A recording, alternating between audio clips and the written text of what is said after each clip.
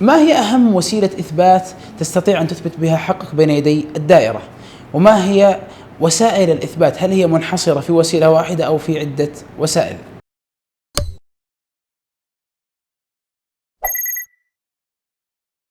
السلام عليكم ورحمة الله وبركاته. من أهم وسائل الإثبات، بل هي الوسيلة التي إذا وجدت يحكم لك بشكل مباشر، وهي الإقرار. إذا أقر لك الطرف الآخر بالحق الذي تطالب به انتهت القضية، وسيحكم لك بإذن الله، إلا إذا وجد في هذا الإقرار ما يمنع العمل به، ولهذا تفاصيل كثيرة. يعني على سبيل المثال تطالب بإثبات شراكة مع المدعى عليه، فأقر المدعى عليه ثم ذكر تفاصيل غير مؤثرة وغير مهمة. هذا الإقرار لو أخذناه لوحده بناء عليه تحكم لك الدائرة القضائية. وأجمع أهل العلم أن الإقرار حجة ثابتة، لا يجوز تجاهل هذا الإقرار إلا إذا ثبت أن الإقرار عن إكراه أو ثبت هناك موانع لهذا الإقرار، ولها تفاصيل عديدة. ومن أهم وسائل الإثبات، وهي الوسيلة المشهورة المعروفة بل عدها بعض أهل العلم هي الوسيلة الواحدة لإثبات الحقوق، شهادة الشهود.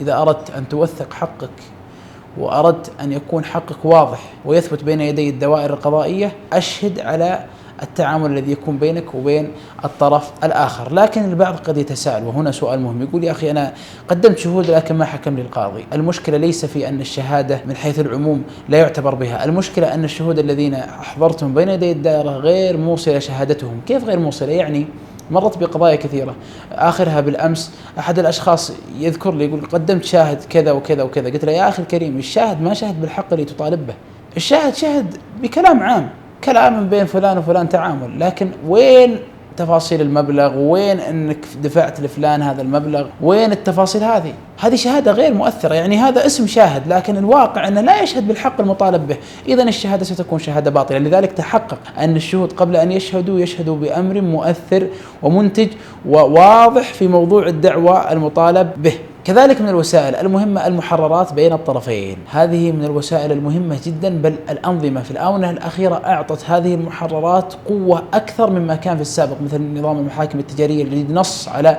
اعتبار الأوراق العادية وغيرها من الأنظمة. والأصل فيما يتعامل به الناس أنه معتمد.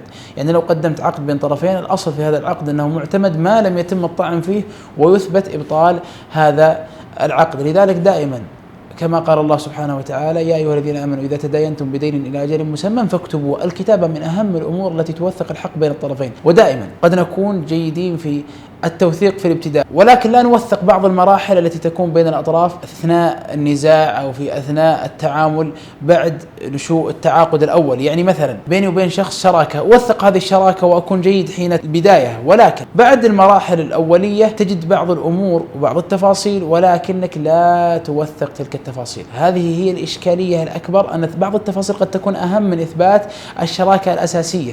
لذلك المحررات مهمة، سواء في إنشاء الأصول أو العقود أو المبايعات أو في التفاصيل الجزئية وفي أثناء تلك التعاقدات أو غيرها من أنواع الأمور التي يجب إثباتها بمحررات بين الطرفين. كذلك من الأدلة المؤثرة الإثباتات التي تكون لدى الجهات الحكومية أو الجهات الموثقة والتي جرى العمل على اعتبارها واعتمادها، مثل البنوك، الحوالات البنكية التي تصدر بين الأطراف. ولو أن البنك جهة ليست حكومية، ولكن الأصل أن ما يصدر من تلك الجهات لأنها عليها رقابة شديدة وعالية ويندر ويبعد الكذب فيها، الأصل أن ما يصدر من تلك الجهات من إثبات للحوالات البنكية الأصل أنه معتمد ويتم الحكم به. لذلك لابد أن نستفيد من هذه الأمور. كذلك على سبيل المثال في الجهات الحكومية، لما تشهد لك إحدى الجهات أو يصدر تقرير من إحدى الجهات بأمر يكون مؤثر لك أو يصب في صالحك في هذه القضية، الأصل أن هذا التقرير أو هذا الخطاب أو هذه الإفادة من الجهة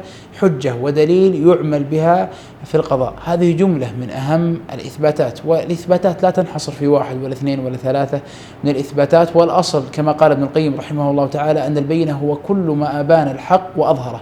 فإذا استطعت أن تظهر حقك بأي وسيلة من الوسائل فيحكم لك بإذن الله، وليست البينة منحصرة في وسيلة من الوسائل. أسأل الله أن يظهر لكل حقه وأن يوفقنا وإياكم لما يحبه ويرضاه. والسلام عليكم ورحمة الله وبركاته.